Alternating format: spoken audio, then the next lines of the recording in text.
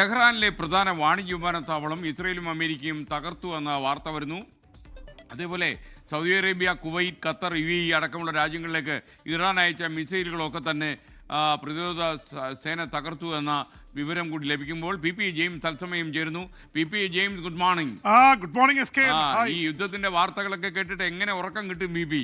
വല്ലാത്ത പ്രശ്നമാണ് SK. ഈ വരുമ്പോ ഉറങ്ങുമ്പോ മിസൈലുകൾ തലയ്ക്കും ഇതൊക്കെ കൂടെ പാഞ്ഞു പോകുന്നതിന്റെ തലയ്ക്കകത്ത് കയറാതെ നോക്കിക്കോളണം. അതെ അതെ അതെ. ഓക്കെ, പറയൂ BP. SK, വളരെ സീരിയസ് ആയിട്ടുള്ള തലത്തിലാണ് കാര്യങ്ങൾ പോയിക്കൊണ്ടിരിക്കുന്നത്. ഇപ്പൊ ഞാൻ സംസാരിച്ചുകൊണ്ടിരിക്കുമ്പോൾ തന്നെ ഇറാനിൽ വിമാനത്താവളങ്ങൾക്ക് നേരെ വലിയ ആക്രമണം നടന്നുകൊണ്ടിരിക്കുകയാണ്. ടെഹ്റാനിലെ മെഹ്റാബാദ് ഇന്റർനാഷണൽ എയർപോർട്ടിന് നേരെ, വാണിജ്യ വിമാനത്താവളത്തിന് നേരെ വലിയ ആക്രമണം നടക്കുന്നു. അവിടെയുള്ള വിമാനങ്ങൾ കത്തുന്നതിൻ്റെ ദൃശ്യങ്ങൾ പുറത്തു വരുന്നുണ്ട്. എന്തായാലും വിമാനത്താവളങ്ങളും അതുപോലെ തന്നെ യുദ്ധവിമാനങ്ങളടക്കം യാത്രാ വിമാനങ്ങൾ പോലും തകർക്കപ്പെടുന്നു. വല്ലാത്തൊരു സ്ഥിതിയിലേക്കാണ്. വലിയ ആക്രമണമാണ്. കഴിഞ്ഞ രാത്രിയിലാണ് 8ാം ദിവസം കിടക്കുമ്പോൾ ഏറ്റവും വലിയ ആക്രമണം നടന്നിട്ടുള്ളത്. പ്രത്യേകിച്ച് ട്രംപ് ഇത് പിടിച്ചടക്കി അടങ്ങും എന്നുള്ള രീതിയിലേക്ക് കാര്യങ്ങൾ പ്രഖ്യാപിച്ചതിന് ശേഷമാണ് ഈ ആക്രമണം നടക്കുന്നത്. ഇറാനും വെറുതെ ഇരിക്കുന്നില്ലെന്ന് മാത്രമല്ല, ഇറാൻ്റെ ഏറ്റവും വലിയ ആക്രമണം നടക്കുന്നത് ഇസ്രായേലിലേക്കാണ്. ഇസ്രായേലിൽ ക്ലസ്റ്റർ ബോംബുകൾ പ്രയോഗിച്ചതാണ് ഈ മണിക്കൂറുകളിൽ ഏറ്റവും പ്രത്യേകത. നേരത്തെ ഉപയോഗിക്കുന്നുണ്ടെങ്കിൽ ഇത് കൂട്ടത്തോടെ ഇറാൻ്റെ രോഷം മുഴുവൻ ഇസ്രായേലിന് മേൽ തീമഴയായി പെയ്യുകയാണ്. അവിടെ പ്രത്യേകിച്ച് ടെല്ലവീവിൽ, ഹൈഫയിൽ, ജെറൂസലമിൽ, മധ്യ ഇസ്രായേലിലൊക്കെ വലിയ രീതിയിലുള്ള ആക്രമണമാണ് നടക്കുന്നത്. പലതും അയൺ ഡോം വെച്ച് തടയുന്നുണ്ട്. പക്ഷേ ക്ലസ്റ്റർ ബോംബുകളെക്കുറിച്ച് ഇസ്രായേൽ വലിയ പരാതി ഉന്നയിച്ചിരിക്കുന്നു. ഇത് ഐക്യരാഷ്ട്രസഭയും ലോകതലത്തിൽ നിരോധിച്ച ഇതാണ് ക്ലസ്റ്റർ ബോംബുകൾ. SK ഓർക്കുന്നുണ്ടാകും, ക്ലസ്റ്റർ ബോംബുകളെ കുറിച്ച് കഴിഞ്ഞ ദിവസം നമ്മൾ പറഞ്ഞത്. ഒരു വലിയ ഒരു മിസൈൽ വന്നിട്ട് മിസൈല് 7 കിലോമീറ്റർ ഉയരത്തിൽ പൊട്ടിത്തെറിക്കുമ്പോൾ 25-30 ഡയറക്ഷനിലേക്ക് അത് സബ്ബായിട്ടുള്ള മിസൈലുകളായി മാറുന്നു. അത് 8 കിലോമീറ്റർ ചുറ്റളവിൽ എവിടെ വേണമെങ്കിൽ വന്ന് വീഴാം.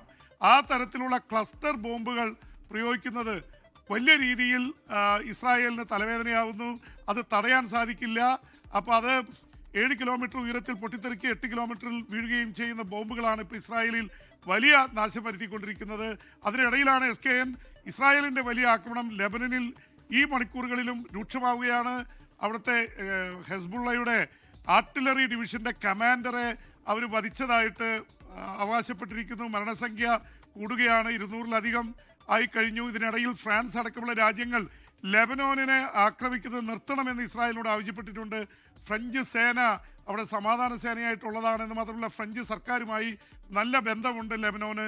അതിനിടയിലാണ് SKN ഇപ്പോൾ സൗദി അറേബ്യയ്ക്ക് നേരെ ഇപ്പോൾ വന്ന റിപ്പോർട്ട് അനുസരിച്ച് 16-ലേറെ മിസൈലുകളാണ് പ്രയോഗിച്ചത്. പക്ഷേ സൗദിയുടെ കയ്യിലുള്ള ഏറ്റവും ശക്തമായിട്ടുള്ള മിസൈൽ പ്രതിരോധ സംവിധാനം വെച്ച് അതെല്ലാം തകർത്ത് കളഞ്ഞു. പക്ഷേ എണ്ണപ്പാടങ്ങളെ ലക്ഷ്യം വെക്കുന്നുവെന്നുള്ളതാണ് അവർക്ക് വലിയ പ്രശ്നമായിട്ട് പറയുന്നത്. ഒപ്പം തന്നെ UAE, കുവൈറ്റ്, ഖത്തർ, ബഹ്റിൻ അടക്കമുള്ള രാജ്യങ്ങളൊക്കെ ലക്ഷ്യം വെക്കുന്നുണ്ട്. അവിടെയൊക്കെ ഇതുപോലെ പാട്രിയോട്ട് സംവിധാനങ്ങളും അമേരിക്കൻ നിർമ്മിത മിസൈൽ വേദ സംവിധാനങ്ങളും വെച്ച് തകർക്കുകയാണ്. അതിനിടയിൽ ഏറ്റവും വലിയൊരു ആക്രമണം നടന്നിരിക്കുക ഇറാഖിലെ ഈ കുർദിഷ് കേന്ദ്രമായി ഇർബിലാണ്. ഇർബിൽ കയറി ആക്രമിച്ച് വലിയ രീതിയിലുള്ള നാശം വരുത്തി ഇറാനെ സംബന്ധിച്ചിടത്തോളം ഇറാനെ ഒരു തരത്തിലും അവർ കീഴടങ്ങില്ല എന്നുള്ള നിലപാടിലാണ് മുന്നോട്ട് പോകുന്നത്. ആക്രമണങ്ങൾ കൂടുതൽ രൂക്ഷമായിക്കൊണ്ടിരിക്കുന്നു.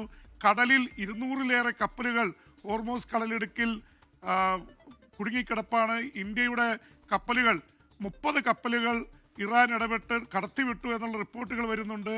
എന്തായാലും ഇറാൻ ആകെ അനുവദിക്കുന്നത് ചൈനയുടെയും റഷ്യയുടെയും ഇന്ത്യയുടെയും കപ്പലുകളാണ് റിപ്പോർട്ടുകൾ വരുന്നത്. SK, ലോകത്തെവിടെയായാലും ഏത് സമയത്തും 24 വാർത്തകളും ഓഗ്മെന്റഡ് റിയാലിറ്റി പാക്കേജുകളും എക്സ്പ്ലെയിനറുകളും വിശദമായി കാണാൻ ഞങ്ങളുടെ YouTube ചാനൽ നിങ്ങൾക്ക് സബ്സ്ക്രൈബ് ചെയ്യാം.